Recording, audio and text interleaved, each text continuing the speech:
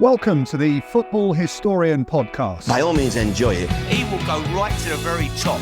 Dos, tres, cuatro times. Here we go, Germans. I will turn these results round. All right, that's good manners. There's animosity, but there's no fight. If you can't beat them, join them. How do you make me feel sick if I look at you? No, I want to fight here. Don't drink, don't sleep with women, don't drive fast cars. Sometimes may be good, sometimes may be shit too! Hello and welcome to the Football Historian Podcast. I'm delighted to be joined by Steve McNulty. I want to start by freaking you out in how much I love you. I just want to tell you first. So, me and all my mates, I'm a Liverpool fan, went to uni, got like Arsenal fan, Preston fan, United fan. We all joined over Tranmere. And the first time when we went, we were in the conference, we saw you walk in and have a pint of Guinness. I think I fell in love straight away. I've had your name on the back of my shirt. You may not be aware of what Red Dead Redemption 2 is, but you can name your horse. My horse was called Steve McNulty. I adored you. So I just want to get a bit out the way, because that me and all my mates are just like made up that you are here. So thank you so much, especially what you just said off camera about not doing this a lot. So thank you so much for coming here. No problem. Thanks for having me. I won't be stalking you. It's done now. This is it. This is the end of it. I want to start at Liverpool. Were you always a defender when you played or when you came there? Yeah, when I started as a kid, I started as a defender. I'm not a centre forward. That moved to the back. I've always been a defender. So yeah, I was played right back a little bit when I was younger. Played a few games when I was in the centre of excellence at Liverpool, but when I started growing and stuff like that, I moved into centre back. Yeah. And was it Hugh Macaulay who first spotted you? Is that correct? I think that you went to train as a 6-year-old. Is that right? Or yeah, it was. So Hugh Macaulay was a coach at Liverpool, and his dad was named Huey as well. He's got a son called Huey as well. But it was his granddad, Old Huey. We called him Old Huey. Who spotted me playing at the NAC, and asked me to go up. Yeah. And what was he like? Obviously, it's quite a famous name in the Liverpool Academy. Was he a boss coach from the start that you noticed, or what was it like? Yeah, it was good. They were really, really good. We didn't really have much to do with Huey and Dave Shannon. They looked after, it was the A&B team back then. So they used to have different coaches for different age groups. So I didn't really come into contact with Huey and Dave Shannon until later on in my career. And then you were a boyhood blue when it all started off. So was it, when you got the call from Liverpool, even though you were 6, was it waiting for Everton to call you, or was it always Liverpool, or how hard was that choice? No, it was just, my dad's a Red. All the other family are Blues, to be honest with you, but it didn't really cross my mind, to be honest with you. Back then, he didn't used to give you training kits, so I used to go up with my Everton kits and train at Melwood and my Everton kits and stuff like that, but it didn't really cross my mind, and even to this day now, I was brought up a Blue, but we've got no chance of ever winning the league. So when Liverpool were going for the league, I wanted Liverpool to win the league. Obviously on derby days, I want Everton to win, but just doesn't really bother me, to be fair. So that's what I was going to say. Have you got a bit of the Carragers about you? Have you changed allegiance, or are you Mr. Merseyside, or what is it? No, I've not really changed allegiance. I'll always be a Blue. Obviously Jamie went on and he played. You can see why he did change colours. I don't think you can play for the club for that long without changing colours. So. But obviously I didn't go on to play like that, so I was brought up a Blue, so I'd get called a traitor if I changed my colours, to be honest with you. But as I say, it doesn't really bother me, football. I watched him in the Champions League and stuff like that, and any time he plays, as long as it's not against Everton, I want him to win. Just get a bit of stick in the house for it, to be honest with you, but yeah. Alright, to report Liverpool, Everton, Tranmere, which order can we put them in for you? I'd have to go Everton, Tranmere and Liverpool. That's fair enough, I think. I just thought I'd try it. Yeah. Obviously, you said there you did it initially wear the full Liverpool training kit, but as you go on, you're wearing full Liverpool kits. Are you getting grief at family parties and from your mates for doing that switch over, or was it just proud of what you were doing? No, I think everyone was just proud of what I was doing. Obviously, as you say, back then it was centre of excellence, so I was going up in my own training kit, Everton kits and all kinds of different other football kits, but, the longer you go on, the higher the age groups you go up to, you start getting training kit and stuff like that. But I didn't really get any stick about it, to be honest with you. My brother's a bad bit of Blue, so it was only him that, used to pull faces and stuff like that. But he wouldn't let me mum put the Liverpool kit in with his washing and stuff like that. But no, it was all right. No one really gave me any stick. Yeah, well, that's good. And then we've had John Welsh on, who played with you. What else? Who others are the big names who you played with at the academy, and who maybe did go on or didn't go on to play for the first team? I think in our age group, I went right the way through with John Welshie, really close to him. There was only him out of our age group that went on. Zach Whitbread was in our age group. He went on and played a few times for Liverpool. Year above was John at Semibor. And then obviously the year above that would have been Mella. But yeah, that was only really that went on and broke through. I think the one before that, I never played with him or come across him, but I think before that would have been the likes of Gerrard. But he was a few years older than me and never played him. Yeah. And how hard is it to play for Liverpool? Obviously, you were there for such a long time and had a good career in like the lower ranks of Liverpool, shall we say? But how hard is it to make that that top step and to get into the first team?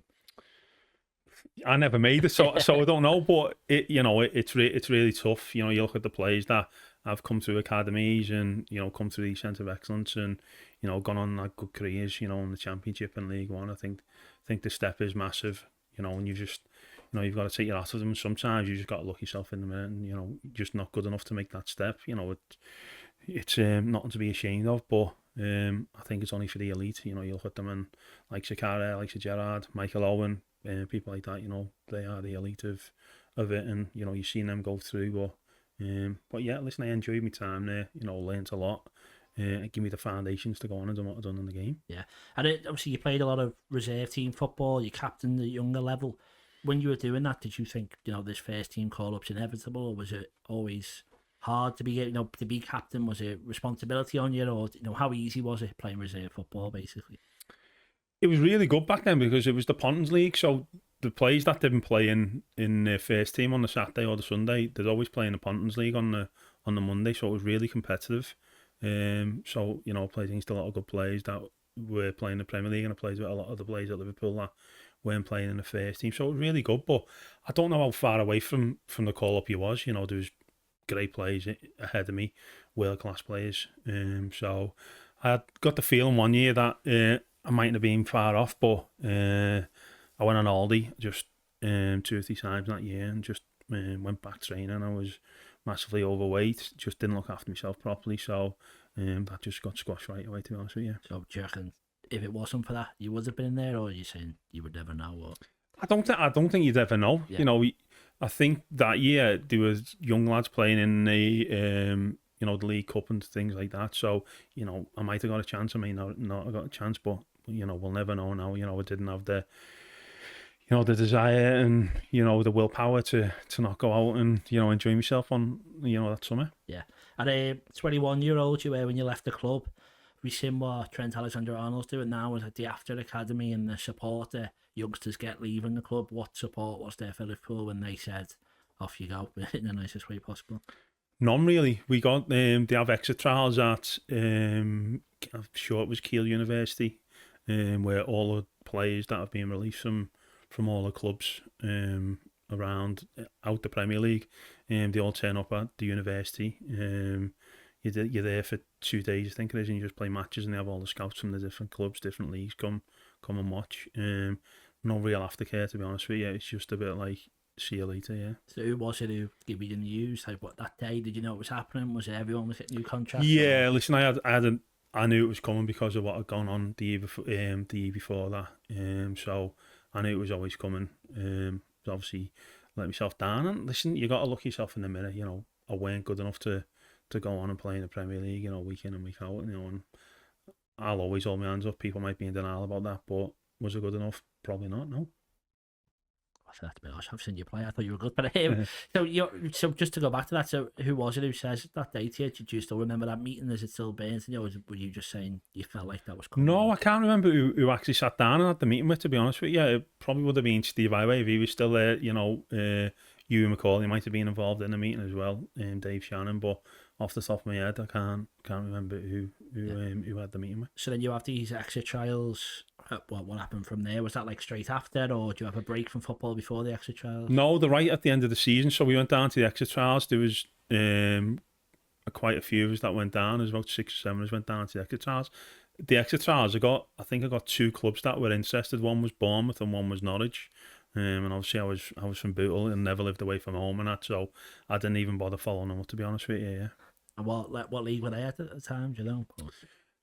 Bournemouth, I think Bournemouth for League One. Norwich might have been in the Championship. Yeah. I'm not sure. Yeah, obviously that was just what were you hoping for then from the extra trials? Was it just someone more local? I'm guessing, obviously, but what was the dream move maybe at that stage? I didn't have one. I'd become a bit disillusioned with football, and that was my own fault because of. I went back that summer. I was unfit. I was overweight, and I trained for about 3 months on my own. Didn't play any games. I was training on my own. Weren't involved with the group, so I become a bit disillusioned with it, to be honest with you. But I got myself back fit, and then got myself back playing. Played a few games for the reserves and that year again. So I just become a bit disillusioned. I didn't really go down there with any hopes and aspirations. I just went down there really to tick a box. I was undecided whether I was going to carry on playing. Yeah. At that point, to be honest with you, because of being out of it for so long. So I didn't go down with any hopes or aspirations. I weren't, I didn't have any thoughts of what club I wanted to be interested in. Yeah, and then I've got to hear that you were working, delivering furniture in a van. So did your pride take a hit doing that, or were you just like, this is the next step for me? And what was that? How did that come about? People always go on about, this professional football thing, you're a professional footballer, but the thing that's always driven me is money when I've played football. So it's not the achievement, it's not I'm playing for this club, I'm playing for that club. It's money that's always driven me. That's always been in the back of my mind, and that's what gets me up for games. It's what gets me through seasons. So when I left Liverpool, I went to Bury and Blackpool. Had trials with them, Steve McMahon and Mark Seagraves, I think was his assistant manager. And then I went to Bury. Andy Priest was the manager at Bury, but ITV Digital had just gone bust. They were putting all money in and just gone bust. ITV Digital, where all the games were going to be shown, and they were offering me £200 a week. They wanted to sign me. The both clubs were offering me £200 a week. And I've been at Liverpool, I've been professional there for 3 years, and the money was a big drop. So it was a bit like, can't really afford to live on that. So I had to travel up there as well. So in the end, I just decided to stop playing. And then got a phone call one day off a friend who had a furniture shop, said, need a driver, do you want to come and drive? So just got me out the house. Yeah. And then are you playing five-a-side with your mates? Are you playing on the weekend, or just stop altogether? No, just stopped altogether. And then obviously a good friend of mine, Owen Brown, he's looked after me throughout my career, still speak to him to this day. He rang me up, Mike Marsh and Ian Bishop were manager at Barrow, and said to me, do you fancy going up and playing? I told him no, to be honest with you. I didn't even have a pair of boots. And he said, if I get you a pair of boots, will you go up and play? So, as a favour. So, he got me some boots and I went up and started playing. Started enjoying it again. I got back in the dressing room. Marshy was great, Bish was great as well. There was a good bunch of lads there. So, I think when you get back in the dressing room, feel of things, and it's probably bad to say, but not as professional. It was more enjoyment about it. Went in there, started enjoying it again, and just obviously went through the levels from there. So, what was the gap between like that exit trial and starting and playing again? How long were you out of football for together, do you reckon? I reckon at least 12 months, between 12 and 18 months, yeah. Could you tell when you played that first game that you hadn't played in 18 months? Or? Well, I was blowing out my hoop, I'll be honest with you, yeah. I can't remember, we played someone away. It was roasting hot day as well. And the pitch was rock hard, yeah. I forget the name of the team we played, but yeah, you could tell, yeah, I hadn't played or done nothing for months and months, yeah. So obviously you said there was Mike Marsh and Besko, where you got like the redemption story maybe. But so your mates not giving you grief when you go in the pub after work, or you're driving the van and then let's sit next to you going like, what are you doing? Why aren't you playing footy? Or was everyone just no? Let you do it? Everyone was all right, to be honest with you. You'd love being professional. You had so much money left in the bank, so you was around doing whatever you wanted to do. But then obviously that money started drying up, so I had to do something. I ended up getting a job on the van, playing part time, getting paid at Bearscore. I think I was getting £150 a game or something like that. Yeah. So yeah, no one really said nothing. I think they knew what I'd been through, and I'd stopped enjoying it. I'd had conversations with my dad and people like that, So, he's been right the way throughout the journey with my dad. So, I think it would have hurt him a lot more than it hurt me, because he'd see me go through, the highs and lows and stuff like that. And I think all he ever wanted was the best for me, to go on and be a footballer. So, but yeah, listen, at that time, I'd had enough of playing football. I'd had enough of everything, yeah. Yeah, and then we got Mike Marsh. Obviously, he's still in the game today. What was he like? Was he a really good coach at that level? Did you realise how good he was, or was it just nice to have a maybe more familiar face, or how important was he for you playing again? Yeah, he's really good. He just, obviously, I'd seen him as a player and stuff like that. But you know, when it's part-time football, you know, we were in the uni bond and stuff like that. There's not much coaching. There's not much coaching going on. You know, everyone's working of a day. You turn up of a night, you're probably training for an hour and a half. So there weren't really much coaching going on. It was just more getting the lads together, getting ready for the Saturday, you know, doing set pieces and stuff like that. So there weren't really much coaching going on. But, you know, he's really good. He's still in the game now. But yeah, you know, he's a really good, great fella. And then from there with Vauxhall Motors, so obviously he's still staying local. Still, it's not full time there, but is it? He's still working on Vauxhall Motors. So, you know, to change clubs between there to Bearscough, obviously give you the big chance. Was that like a big decision to leave there, and maybe you're feeling you're taking it more seriously, or? No, Martin Bish, they got sacked. Martin Bish got sacked or left. So, and then I was talking before about Owen Brown. He had the manager's job at Vauxhall Motors. So he rang me. He obviously got me to go to Bearscough. So I ended up going across and signing for Vauxhall with Owen Brown. Yeah, just same again there, part time, really good bunch of lads, and you know, really enjoyed it. And then Barrow is your return to the big time. I've got it written down here. Did it feel like, right, I'm taking footy seriously again now, or was it just, you know, as you said, the money was better and it was the right decision for you financially? Or I think at the time it was just more, you know, Owen had left Vauxhall, so Barrow would come in.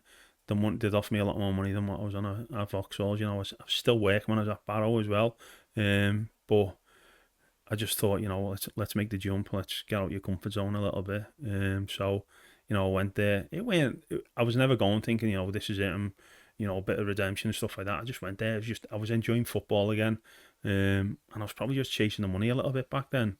But obviously I went there, started enjoying it, and we had a little bit of success, you know, and I had a really good couple of seasons there. Well, that's it. We want to talk more about Barrow and then the rest of your career. We'll have a quick break and then we'll carry on from there. So we'll see you in a second.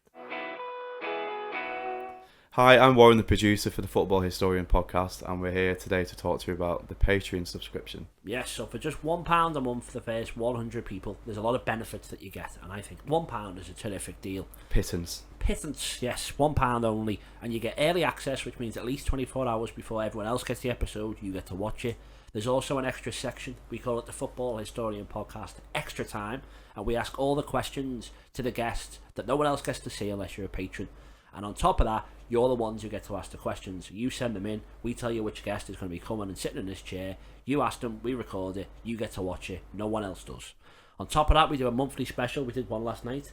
It was a quiz. You were there.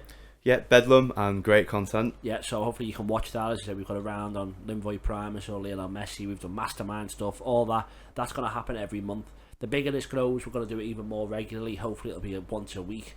But we need your support. So to do that, £1 a month for the first 100 people. Your early support will be rewarded. From then on, it's £3 a month if you want to support us. If you want to pay £5 a month, you get all that we've just mentioned, but you get a poster. Warren will sign it, I'll sign it, all the lads. We'll get a few of the guests to do it as well. We'll send that out to you. And then for £10 a month, you get all that, the poster, all the early access, and you get a free copy of any of my books. So I've done one on Billy Liddell, Crossing the Park, Tommy Lawrence. They're all worth at least £20. For just £10, you get a copy of the book, all the stuff we've already mentioned. We'd really appreciate your support. We cannot do this without you. This really is a passion project, and anything people can put into it goes straight back into it. We don't take a wage. We're doing this for free. We're doing this because we enjoy what we do. That's it. It all makes the content better. And I say from just £1 a month, you can make our dreams come true. Thanks for the support. Enjoy the rest of the episode. Welcome back to section 2. Thank you for not running away in the break. We talked about Barrow there. Obviously, you got promotion. You were named Conference North Player of the Year. Did you think, obviously, you've come from Bearscough, you made the jump, you're jumping up there. Do you think you were too good for that level? It was too easy for you, or how was it? Don't like blowing me on trumpet, but I probably knew I was too good for that level, yeah. But I was enjoying my football. There was a few whispers about clubs coming and watching, clubs making offers and stuff like that, which I weren't privy to any conversations and stuff like that. I didn't get involved with that. I just was going there playing my football. I've always believed in my own ability, so I did think I was too good for the level, yeah. I thought, you know, it did become too easy at times, but, you know, I was enjoying my football. As I say, the dressing room was really good. Playing with a good mate of mine, Paul Jones, was centre half. He's greater than me, Jonah, to be honest with you. But yeah, we just enjoying the football, and you know, we're having a bit of success as well. Yeah, and then is it your first move with Mickey Mellon that came after?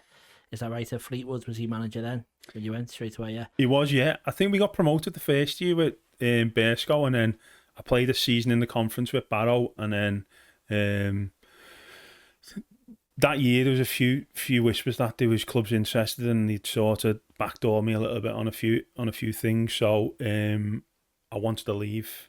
So Dave Bayless was the manager, and then Darren Sheridan told him I wanted to leave, and then I think Mickey Mellon come in from Fleetwood. I think they ended up paying about 17 grand or something to get me out my contract. Yeah.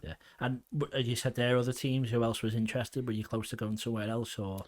No, it's just whispers in the background. I had clubs coming and watching.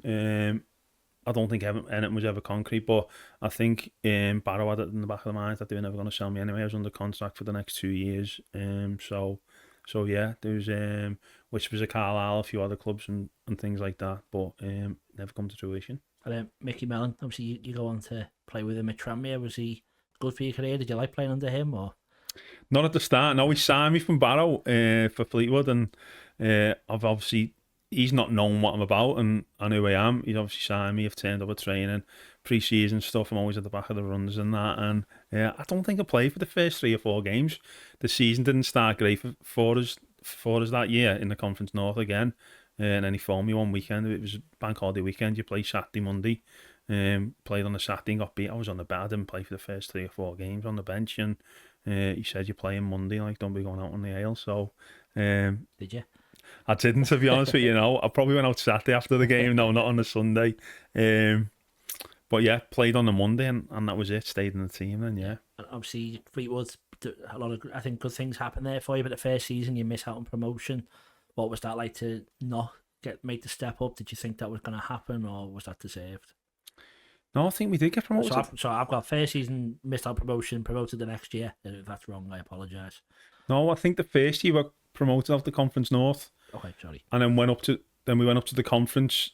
We got beat by AFC Wimbledon in the conference playoffs then, and then we won the conference the year after. We beat Wrexham to the conference, yeah. Right, okay. Apologies. Yeah. No, you're right, yeah. Fleetwood, there was some good players there.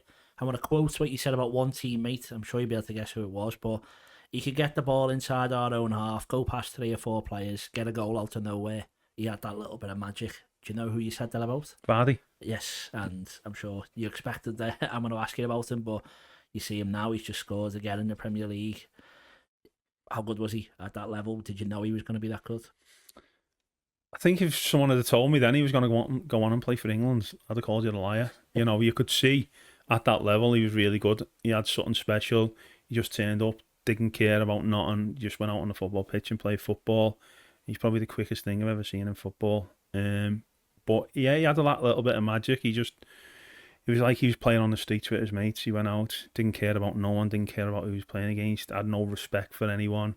And yeah, he was special, but I think if you'd asked him at that time as well, do you think you're going to go on and play for England? I think he'd have said no himself, but you know, it's just amazing what can happen and, you know, what did happen really. But, you know, it's mad when we're at Fleetwood, everyone talks to you about Vardy and things like that, but we had a great team. Like, there was other players in that team that were really special players. We had Mangs on the wing. We had a lad called Lee Fowler who played midfield as well. The whole team were, you know, we had a really good side. You know, I think we beat Wrexham. I think that was the first year. We had 103 points and Wrexham had 101 when we beat them to the conference. They had a really good side as well.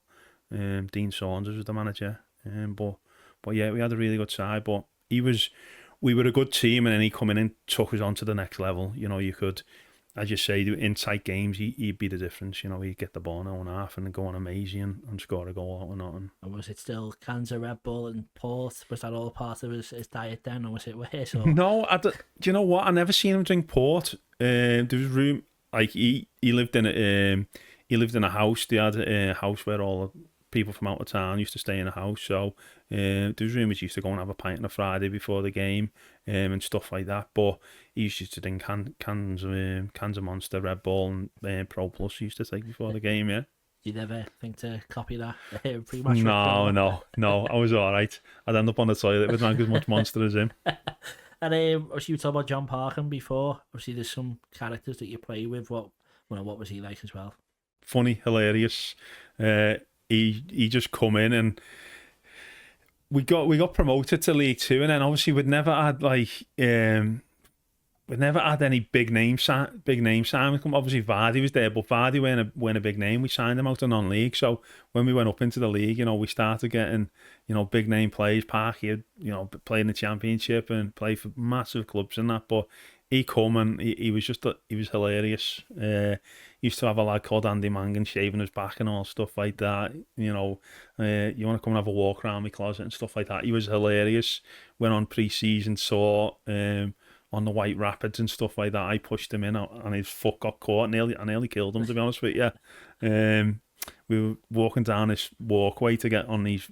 We were doing like whitewater rapids, and the rapids were coming from one way and we were standing the other side, and I've pushed him in against the rapids and he's gone like under this wooden jetty and his foot got caught underneath the jetty and his head's like under the water. His head's under the water. I thought it killed him, and the instructor had to jump in and loosen his foot to let him out. Yeah, but he was funny, Parky, great lad. We used to have some laughs with him. And you were like quite often the captain of the teams you were in, and obviously you're captain of Fleetwood as well. Is that right? Yeah. Yeah, I was. Yeah. So how is it leading the dressing room with like characters like Vardy, Parkinson? What is how hard is that for you, or do you relish in having those big personalities? No, it's quite easy.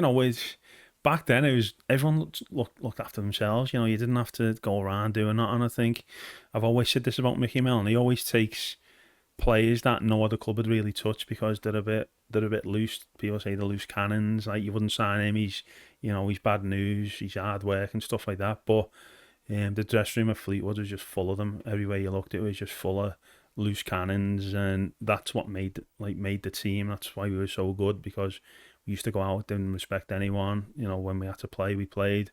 People wanted to, start kicking us and stuff. We could kick them back, but the dressing room was just full of cannons, full of characters. And I think that's what's gone off the game now as well. There's no real characters, in the leagues now and in the game. I think they're trying to kill them out the game. Yeah. Well, for yourself personally as well, you're going into full-time football again for the first time. So you spoke there about like how your dad just wants you to be happy, how you've come from working in a van. Did it feel that moment when you're no longer doing your furniture delivery and you're a full-time footballer again? Was it a proud moment, or was it was what it was? I nearly didn't go full-time because of the money. Because when we were there, when we were in the Conference North, they had a chairman, Pilly, and he was paying like ridiculous money, too much money for the Conference North. There was people on ridiculous wages, and they didn't really offer me much of a pay rise to go full time, because I was earning so much money to go up into the conference when we were going full time. So I nearly didn't take the contract, to be honest with you. I was haggling with them for weeks and weeks, and I nearly didn't take the contract, nearly signed a contract, and in the end I just thought to myself, I'll give it one last go and see what it's like. And I obviously lost my money for my job, and as I said before, money was always the driving force for me. It was like, money. So yeah, I just ended up taking the plunge and become a full-time footballer again. Yeah. Yeah, it sounds like obviously that's a lot of young people's dreams. I'm sure obviously when you're leaving Liverpool, for you, how low you were feeling, it's like a big personal battle for you to have got yourself back in that position. So I think that deserves applause, and obviously, and then obviously financially helped you out as well. Graham Alexander, did he take over? And what was the first thing he said to you when he took the job? I don't know. We done it in a bit of a shithousery way, to be honest with you. It was mad because we played Aldershot in the FA Cup, and Aldershot were in the conference. We were in League Two, and then we played them and they beat us. And I went back to the local pub with my dad, and we were having a pint, and it come up on the screen, Mickey Mellon's being sacked in the yellow at the bottom. So we went in on the Monday. Graham Alexander trained, didn't say nothing to me. I was in my car on the way home, and he gets his assistant manager, Chris Lucchetti, to ring me. Can you come back? Graham wants to have a word with you. I just said that you'll never play for the club again. Like, you've got too much pull in the dressing room. All the lads listen to you and stuff like that. So yeah, that's the first thing he said to me. He didn't pull me in before training and ask about the lads and stuff like that. Obviously that's football. He had his own way he wanted to do it. But yeah, the way he went about it was a bit, a bit poor, I thought. So he knew you had the pull, but never tried to make that pull to help him, because would you have? Surely you'd have wanted him to do well, but I don't know. Yeah, that's what I don't understand. I'm not I'm not the type of person that would go in and ruin a dressing room for people and that. You know, I'm there under contract. I'm playing for Fleetwood. I'm a Fleetwood player. They're paying me wages. I'm under contract. I'm wearing the shirt. So I'm there to do a job, and I do a job to the best of my ability, no matter who's standing in the dugout, no matter what colour shirt I've got on, what badge I've got on. So it baffled me a little bit. Yeah, he didn't really, you know, give it a chance and say to me, "Do you want to work with me? You know, you can be the influence between, you know, them all." But he just never give it a chance. He just chopped my head off from the get go. To be honest with you. Nice. Did you ever speak to him again after that, or was that was it in out or? No, not really. He wanted me out the way, to be honest with you. So it was the same again. That's why he say it's a bit shit, Archie, because he'd never look me in the eye and have conversations with me. He'd always be through Chris Lucchetti, or you'd be in your car on the way home, not far off the motorway. You know, can you come back? I want to speak to you. Well, I've been there for the past 3 or 4 hours. Like, pull me when I'm there. So I used to say I'll speak to you in the morning. So I didn't like the way he went about it. He didn't show me any respect. Not that I've done anything in the game that he's done, but it's just about, you know, showing someone a bit of respect. And, you know, I just thought he went about it the wrong way, to be honest with you. Yeah, well, that meant that your move to Luton became what happened in your future. So you said before you turned down Bournemouth and Norwich. Luton, obviously, maybe not as far away, but it's not close to Bootle. So I know obviously you've already travelled a bit there, but was that a hard decision, or was that something you had to do to play football, or why did you go to Luton? I just knew it was a massive club. I'd spoke to Gary Brabham about it. You know, he'd managed them. So I'd had a conversation with him about it, and it was just another club, massive club. And to be honest with you, I'm not sure I had really many options. I had Mansfield. I'd spoke to a few other clubs, but none that I really fancied. And I just thought at the time, you know, home life at the time weren't really great as well, with the ex-missus. So I think at the time I just thought, you know, it'll do me good, get me out of Bootle, get me away from things and stuff like that. So yeah, I just took the plunge and went down there. And was it you on your own? Did you move? Were you living alone in Luton? Yeah, well, I went on loan. I went on loan at first, so I was living in a hotel on my own. About 2 minutes from the training ground, I could walk to the training ground. So I used to go in every morning, train, back to the hotel. But I had a child at the time, Ava. She went old, so I used to drive back on a Tuesday after training, and then drive back Wednesday night or early Thursday morning for training, and have a weekend as well after the game. Yeah. And then you hit it off with the fans. Nickname Sumo.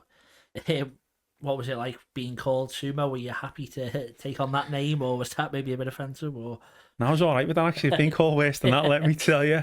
But yeah, I don't know. I didn't really take any notice to it, to be honest with you. They nicknamed me that. But yeah, I had a great rapport with the fans down there. They took to me really well. I think at every club I've been to, even, you know, I went to Luton, I went to Tranmere, you know, I didn't really hit the ground running at both clubs. They were massive clubs, and I think at the time the fans probably looking at me thinking, what have we signed here like? But you know, I went on to have, you know, a little bit of success at both clubs. Well, at the end of the day, it's about your body image, which is why they're saying it. And you know, you kind of laughed at as a footballer sometimes, and like, how's he playing football? And then I was just thinking, the similar to Akinfenwa in some ways, and I saw that you played against him, and you watch him and you thought, oh, he's too big to play football, but he still bosses a game. Remember watching yourself play and you win every single header. So is it something that you think maybe people were like laughing at you, putting you down, and you had to like overcome a hurdle every time because of the way you looked, or was it not something that came into your mind too much, or what were your thoughts on it? No, it didn't really bother me, to be honest with you, but I think that's what held me back in my career. I think I said before, I've always believed in my own ability, and I should have played higher, and I know I could have played higher, but I think if you're a manager, you come down to the match, I put a football shirt on and look like a big fat bastard, like, you know what I mean? But that is just me. So if you are coming down and watch me, you know, you're not going to look twice, really, are you? I think that's what has held me back throughout my career. That's why I haven't played higher. But that's something you've got to get on with. You know, I took stick off all the fans, but listen, it's just water off a duck's back. You know, some people would have went under and folded, but I'm not that type of character. It didn't really bother me. Used to have a laugh with them about it. As I said before, there's not much you haven't been called. Well, and then again, the second February again, he beast mode and all stuff like that. Yeah. Did you never think of sumo mode? Could you have gone into all this and made yourself more of a TikToker or Instagram? No, I mean, you've got to take your hat off to him. He worked with it and he's made a brand out of it, and he's made a lot of money out of it. To be honest with you, so you've got to take your hat off to him. He took it the other way, but I'm not sure with the sold too many sumo suits. Like. Well, you never know. Obviously, I want to talk to you about at Luton as well. That you were vice captain, player of the year. You returned to the Football League again. You say you were maybe too good for that level. Did you feel like that again there when you're coming into League Two, and you're having such a pivotal role in that club? You've already said a massive. Did you feel again there like I should be playing higher up, or was it just nice to be recognised and be part of a team? I think at that time in my career, yeah, I thought. Well, I knew I could have played higher up, but it was the same again. I was enjoying my football down there. That was the first time I was ever at a big club. Luton were a really big club. No disrespect to Fleetwood. They've come through non-league. They didn't have loads of supporters. They've got no real history. But it was the first time I went to a club and felt part of a club that was massive. Had a lot of history behind it, and one that you thought, I'm going to stay here, I'm going to want to go on a journey with them, because you knew it was only a matter of time before they did start climbing up the leagues again, and that's what they done. Yeah, of course. And then I want to talk about your wonder goal against Southport. Obviously it gets replayed a lot on YouTube and stuff like that. It's the first thing I think that comes up when you search your name. Have you done that in trading a million times, or was that a one-off? Nah, it was one-off. That come off my shin pad. I think the good thing about it is I'd played with a lad called Danny Hurst at Fleetwood. He was the goalie at Fleetwood, and he was in goal for Southport that night, so it made it a little bit sweeter. But it's just a one-off that you could hit 100 of them and they go over the stand. I was just lucky enough to come off my shin pad that day. So you've never scored one better in trade, and you were just lucky that was on there. Yeah.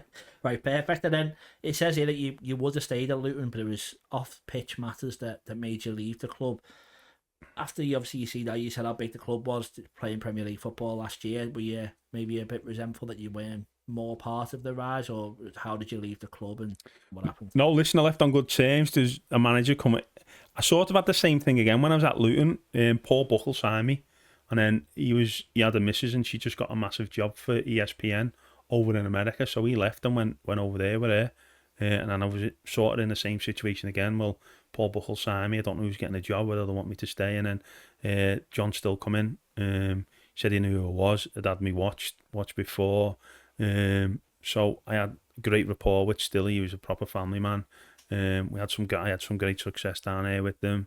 And no, I didn't leave it any hard feelings. I left on really good terms. I'd had another kid at the time called Lilia. She went too well. The travelling was doing me in a little bit. Weren't seeing the kids as much. So, she was in and out of hospital a little bit. So it was just, I needed to be around a bit closer to home. And I went in and explained all this to Stilly.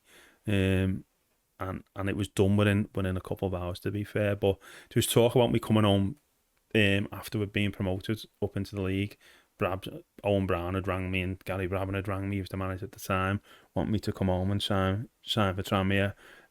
But at the time I was down there, I was enjoying it.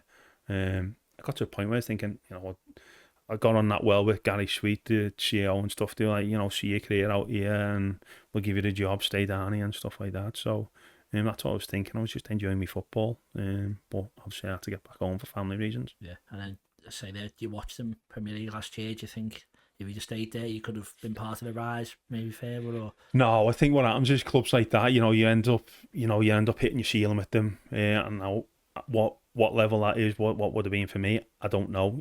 I've got 2 clubs into League One and never played in League One, so yeah, I would like to give it a go. Tranmere, but yeah, you never know. I think clubs like that, you'll end up hitting the ceiling with them, and then obviously they're going to have to sign better players, because they've all got these ambitions, and I'm not sure if Luton's ambition was to get to the Premier League as quick as they did. They always had them ambitions to get back there, but it's a great story. I went back last season when he played Everton. I went back down. It's the first time I've been back since I left, but it was a really good day. Yeah, that's great. Well, we'll do life after Luton after another quick break, and then we'll talk about the rest of your career. So we'll see you in a sec. Are you looking for a Kazakhstani football team to support? Then I think FC Kemay is a team you should support. Do you agree? Growing up as a child, I always had FC Kemay posters on my bedroom wall. Well, and all the children of the Kazakhstani future will have FC Keme posters on their wall, because FC Keme is the team to support, and because of that, Tom has made us a chant that we're all going to follow. So, up the Keme, up the Keme, up the Keme. Make sure you follow them on all the social medias. All the posts and all the things you should follow will appear below us and right here. You should be a supporter of FC Keme. Live, laugh, Keme. Welcome back to part today. Obviously, life after Luton we're going to talk about now. So you said it was for family reasons, the main thing you came back. Tranmere, you said there was previous interest. Obviously, with the Liverpool and Everton being Premier League clubs and you wanting to stay local, surely Tranmere is the dream team you could have played for. Is that how you felt then, or was it just, it was what it was again? No, it was a no-brainer to be fit. Mickey Mellon was at Shrewsbury and he tried to get me to sign for Shrewsbury in that summer as well. I spoke to Brabs.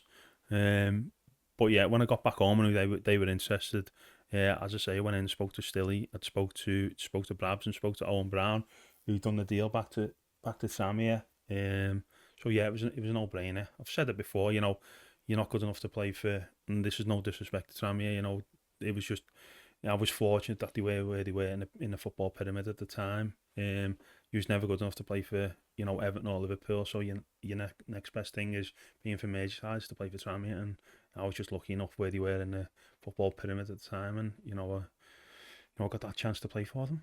And as you did with all the other clubs, you seem to be the catalyst for things getting better again. Obviously, it's a team effort. I'm sure you put it on everyone else, but you made a big difference with all the clubs you went to. Did you feel like things at Tranmere were looking good as soon as you stepped through the door, or was it a hard battle to get the club back to where it wanted to be?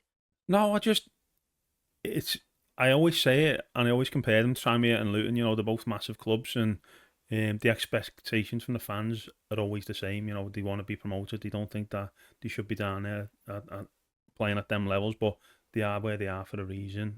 Some of it is not what was happening on the pitch. It's being financial reasons and stuff like that, but they just think with Tranmere Rovers or with Luton Town, we shouldn't be in the conference. All we need to do is turn up every week and we'll win a game. But it's people are coming to the likes of Kenilworth Road and Prenton Park. It's their cup finals. They look around, in the league grounds, and they always get that extra 10%. So I think when I first went to Luton, it was the same. The team weren't good enough, didn't have the characters or the mindset, for right, we've got to just do a job here and get on with it. And it was the same when I went to Tranmere. There was players there that didn't have the right mindset, didn't have the ability to kick them on. So yeah, we went there, and obviously it was unfortunate for Brabs that it weren't happening for him. Some of the players there let him down. But yeah, and then obviously Mickey come in and things changed around. He changed the mindset, and it's mad because you look at the playoff final. It was probably most of Brabs' team that played in the playoff final. Mickey didn't really sign many of the players. It was mostly Brabs' players that he brought to the club, and it's just unfortunate that results weren't too good when I first signed here. I was part of that as well myself. Didn't hit the ground running. But yeah, obviously Mickey come in, change of face, and things started going in the right direction. Well, obviously you miss out in the playoff final. That's obviously the worst game probably to lose in football, and then obviously you're back in the same division, you're back in non-league. That's when personally I started watching Tranmere. It seemed to be dead. The feeling from the fans was when it hit so many supporters in the stadium and the game got too big, that's when Tranmere fell away. Did you think that yourself? You just couldn't get over the line? Obviously what happened the next year, but did it feel like it was always just one step too far at that point? No, I didn't always feel one step too far. It's just I think them both, I went there at the start of the first season when I went there, but the second season, Mickey's first full season there, my first full season there as well. I think he'd brought in a few new faces in and stuff like that, we'd signed a few, but we didn't always start great. We started the season really slow. I don't think we won in the first 8 or 10 games. We had a lot of draws in there, and we let the teams... I think it was Lincoln that year won the league, or was it Mansfield? It was either Lincoln or Mansfield. We give them too much of a head start, and we were never gonna catch them. So we always knew that we were gonna have to go through the playoffs, and we'd obviously had the heartache of the year before. So yeah, we never ever started the season great and just give ourselves a mountain to climb. And did you say that the changes there Mickey Mellon made? Obviously, you've already said before he was a good manager for you. He obviously could deal with, not saying you had a big personality, but you see what Graham Alexander did. He brought in the likes of Norwood, Cook, Manny Munt, Jennings, a team that obviously, again, I saw playing. It used to be quite direct. Maybe you could say that was always off Cook's head and then let Norwood do the running. Is that how it felt? Was that part of your game plan, or how did you get promoted? What kind of football were you playing? No, not really. I don't know if it looked like that. It didn't feel like that when I was playing it. You know, in the training we used to, we didn't, none of this tippy tappy football. It was like, let's play through the lines. If you need to take a chance to pass forward, let's do it. Obviously we had Cookie up front. He was great in the air, so he used to knock them down for Norwood, and Norwood used to score. But the first season when we didn't get promoted, Norwood should have scored about 60 goals, and the chances he was missing. It was just that second season when we did get promoted through the playoffs, everything he was hitting was going in, and I think he ended up with about 35 goals, him and Cook as well. But yeah, he put that team together. I think it was Brabs that signed Norwood, to be honest with you. Yeah. I think Norwood was there when I first went there. But yeah. He just obviously hit his form under Mellon, so obviously he's doing something right there for him. Obviously you get promoted again. It's the playoff final. What was that like to win at Wembley? Better than the year before, let me tell you. I think with that heartache of the year before, it was still majority of the squad was still together, was still there. We felt what we felt the year before. I think the year before we just went in there overconfident. We just didn't, we didn't think we were going to lose. Overconfidence just never crossed any of our minds. We just thought we were going to turn up and we're going to win. And listen, the best team won on the day, but obviously the following year, we turned up with, we had the experience the year before, and we were going around saying to each other, we don't want to feel how we felt coming home on the bus the year before that. So, we managed to get there and, get the job done. And then 12 months later, you're doing similar again. Obviously, another promotion. Was it you got into League One, as you said there? Was that a surprise that you did so well in League Two at the first time of asking with Tranmere, or because of the size of the club, did you think that was always the aim to keep going? Football's football, isn't it? I think you go into the league, you've just been promoted, you go in with the momentum, don't you? We had, a really good group of lads, really good side as well with some really good players. So momentum took us up. We just went in there and we didn't care who we played and that. I think we got into the playoffs and ended up winning the playoffs again. But I think it's the momentum you go in with. We went into with good momentum the year before to the playoffs, and that just carried on and went up. And I think looking at a club, I don't think the club expected us to get promoted that year either. I don't think they were ready for the jump into League One. I don't think they had the finances sorted where they had investors to come in, and I think that's why when we did go up to League One. That it was COVID season and stuff, but I think that's why they did struggle, because they didn't have the investment behind them. I think they'd have probably been better staying down that year and getting the investment sorted, getting some more money into the club, and then going up. Because when you go up to League One, it's a totally different story. Then there's massive clubs in it paying really really big wages and stuff, and it was really hard for Tranmere to compete. Yeah, well, obviously you leave Tranmere. Was that a shock then that you were to say goodbye? Obviously you were a really important part of the team. Was leaving hard, or? No, it's football. I think I never get. I had a few conversations with Mickey. A lot had happened that season. I didn't really play much from the November, December up until the playoff final, and come on in the playoff final. I didn't play many games. I haven't probably played for about 3 or 4 months, but we spoke about a few things throughout the season. I was out the team, about going over to the coaching staff and doing things like that. I knew my career was, dwindling on the end of coming to the end. I'd never been sentimental about stuff like that. It comes to us all. It's never really bothered me, but few things got promised me that didn't come to fruition, to be honest with you. And that's why I was more upset about the things that weren't the leaving the club. It was what they promised me they were going to do for me. I'd had success with them. I've been a good servant for them, and they just sort of chopped my head off. And that's why I fell out with Mickey, to be honest with you. I speak to him now. I do some work with Mickey now, chairman as well. Things were promised me that didn't come to fruition. So that's what I was more upset about. Yeah, which is not what you deserved when maybe you said that or not. I think. Listen, people say to me, you deserve this, deserve that. if they weren't in a financial position to do it, that's fair enough. They should have come and told me that. It was just sort of, we can't do this, we can't do that, what we've promised you. The club don't owe me nothing, I owe them it. You know, I had the privilege and the honour to go and play for Tranmere always. It weren't they owed me something, they didn't owe me nothing at all. I was there to do a job, and, you know, I played with a lot of great players, we had a great side, and, you know, lucky enough, we did get them promoted. You know, Mickey says it to me as well, you know, they don't owe me nothing. You know, it was my honour and privilege to, you know, play for these clubs. Fair enough. That's a good way to look at it. After that was York.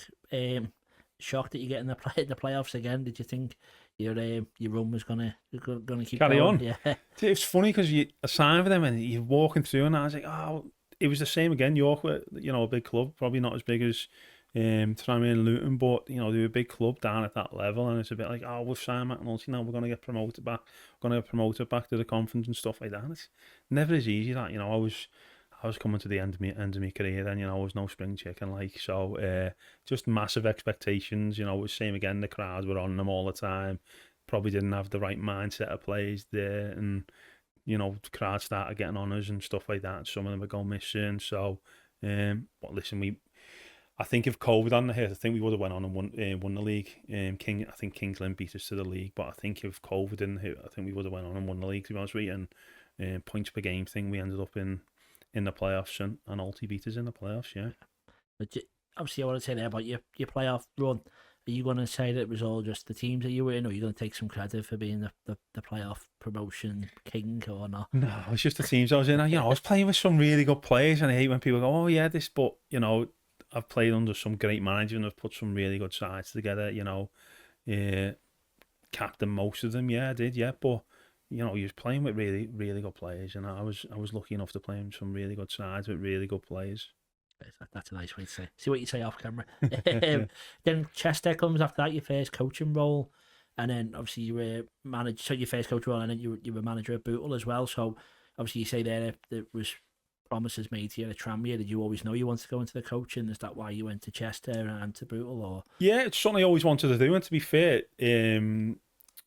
I was at York with Steve Watson, and then travelling was getting a little bit too much for me, and we had probably 4 or 5 older lads there. I was the oldest. He just phoned me and said, listen, they want to go in a different direction, but if you ever get another job closer to home, because York was, I couldn't do, he wanted me to go on the coaching staff there, and it was just, couldn't travel York every day.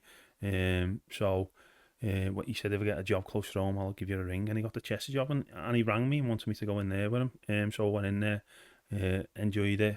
It's always something that I've wanted to do. And then obviously left there, and then got a stab at the Bootle job, yeah. And obviously my local team and stuff. But probably took it too early, to be honest with you. First job, went in there, tried to do things differently, just didn't work out. Probably better sitting here today for the experience of doing it. When I go in next time, I'll do things a little bit more different. But it was an eye-opener, real eye-opener, to be honest with you. It's just, we talked before about these characters in the game and stuff like that. I've never been in a dressing room where you need to tell someone how good he is and stuff like that. And I think when I took the job there, I didn't realise that you've got to butter all these players up and stuff like that. And there was probably no real characters in the dressing room and stuff. And I've got to go away now and, look at myself in the mirror, see where I went wrong, and see what I'm going to do different next time I go in. Yeah, but it is something that I do want to go back into. Just at the minute, I just haven't had the opportunity. Probably my own fault. I think when I come away from Bootle, I thought to myself, I'm going to have a little break away from it. I'd always gone bang, bang, bang, always into jobs, always kept playing. So yeah, I just thought I'm going to have a little break and then wait for the next opportunity to come along. It might come along, it might not, but we'll see. Yeah, well, I was going to say the plans for the future. So what are you doing now then? Are you still in the game, or what's your involvement? No, I'm not doing nothing at all. Not doing nothing at all with football.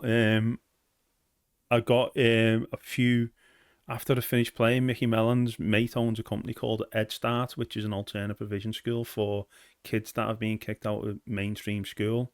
So they've got 9 schools now all over the northwest. Majority of them are in and around Manchester. So we've just opened the first one in Wirral.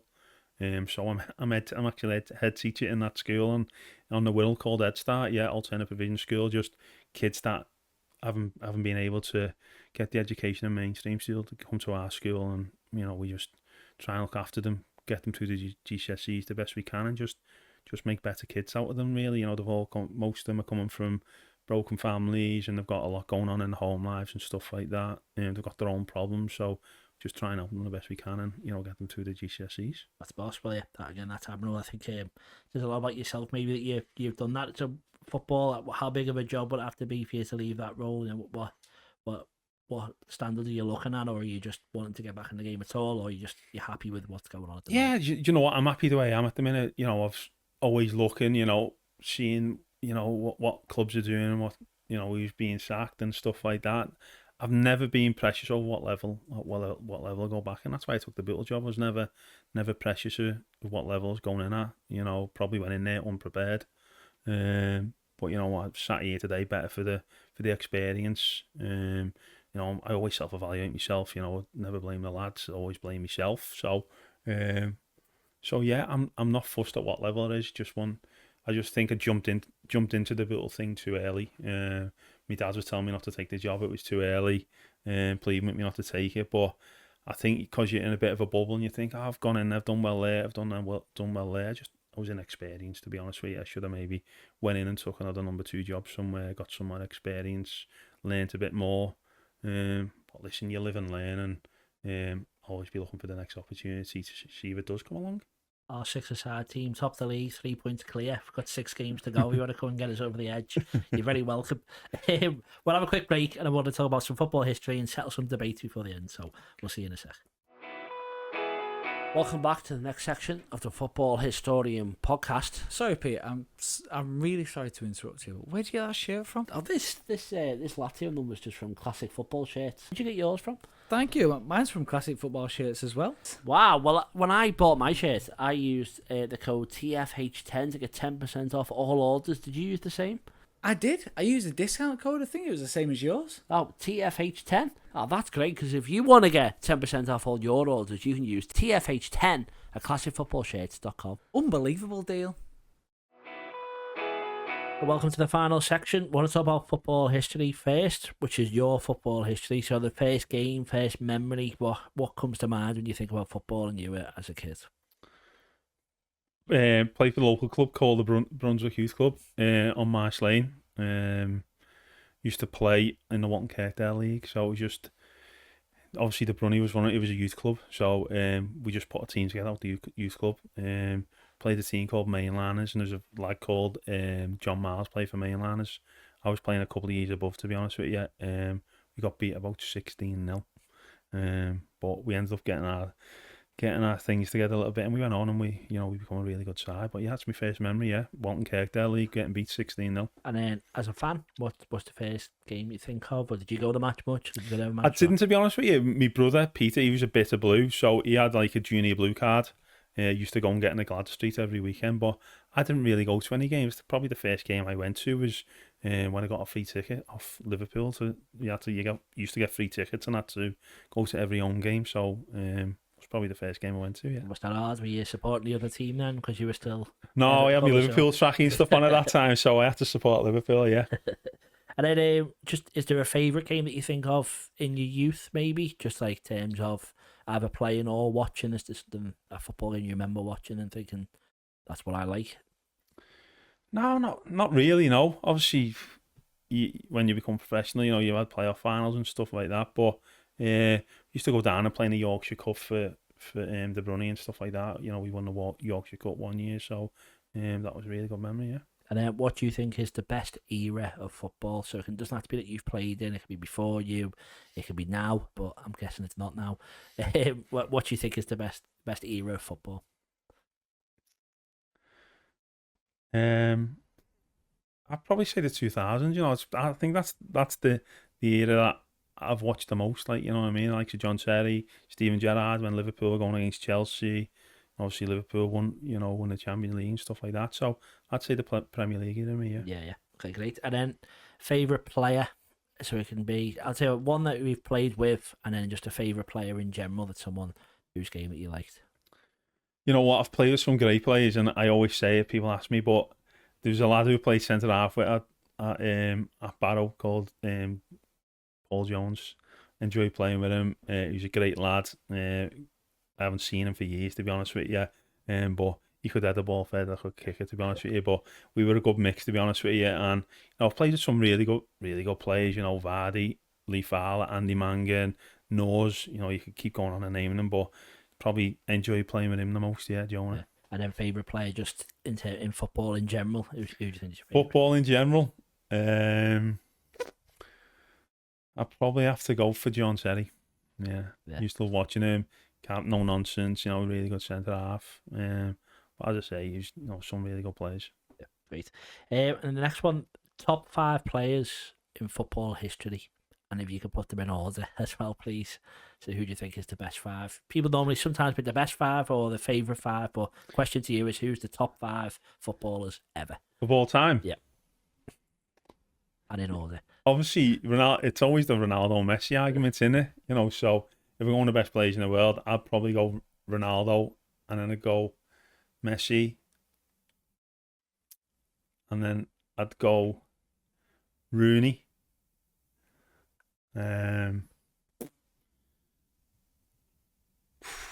Top 5. I'm gonna put Gerrard in there as well. I'm gonna have to go for Gerrard. And number 5, I'm gonna go for number 5, Zidane. Nice. And then if I can ask you to build a 5-a-side team of the best players you've played with, who would that be? Feel free to put yourself in there. Best players I've played with? I'd probably have to go for Mark Tyler or Scotty Davis in goal. I go for Scotty Davis in goal. He's got more chance of watching this. You get a cob on if I don't put him in. I'll put myself in there as well. Defence, that's 2, isn't it? Yeah, 3 more. I'll go Lee Fowler. Played with him at Fleetwood. That's 3. And then I'll go for Andy Mangan. That's 4. And then I hate putting Vardy in it because he's playing in the Premier League. I don't like. And I'm going to go for another centre forward. I'll put Vardy in there. And a super sub? Super sub, Connor Jennings can play anywhere. Perfect. And then what is the best individual performance you've seen on the pitch? And you can say yourself if you want. No, it wouldn't have been from me. Best individual performance. Doesn't have to be a game I've played in either. No. I don't know. You'd probably have to go for the Champions League final, wouldn't you, Liverpool? I know it weren't an individual performance, but for a team performance, you could say Gerrard pulled them through, couldn't you? They made some subs at half time when Haman come on and stuff like that. Obviously, Cara played in it, but yeah, I'd have to go for that. I think back then they were getting beat 3-0, and I was texting all my Liverpoolian mates, like, you know what I mean, like laughing and taking the piss out of them. But to be fair, they come back, and that was probably one of the greatest comebacks of all time, and I'd like to put that in as the individual performance. Yeah, that's fine. Okay, and then the greatest manager we'll do again. The greatest manager you played under, and then the greatest manager in football history. It's a tough one for me, this, because it's John Still or Mickey Mellon. I could never split them, to be honest with you. I've had really good success with the both of them. With Stilly and Mickey Mellon, played a lot of games under them, so I wouldn't really like to split them, so I'm going to go for them too. And the greatest manager of all time, you'd have to go Pep, wouldn't you? Yeah, if you want to. Yeah, go Pep. Yeah. Okay, great. Well, then, what we'll do now is the debate. The debate. Be transition there. And we just need you to settle the biggest debate for us. So we've had a few people in before. We keep a tally, and we're seeing who is the greatest in all these. So the first one is Gerrard, Lampard, and Scholes. So can I have a 1, 2, 3 of them, please? Gerrard, Lampard, and Scholes. And why is Gerrard the best? You can do everything.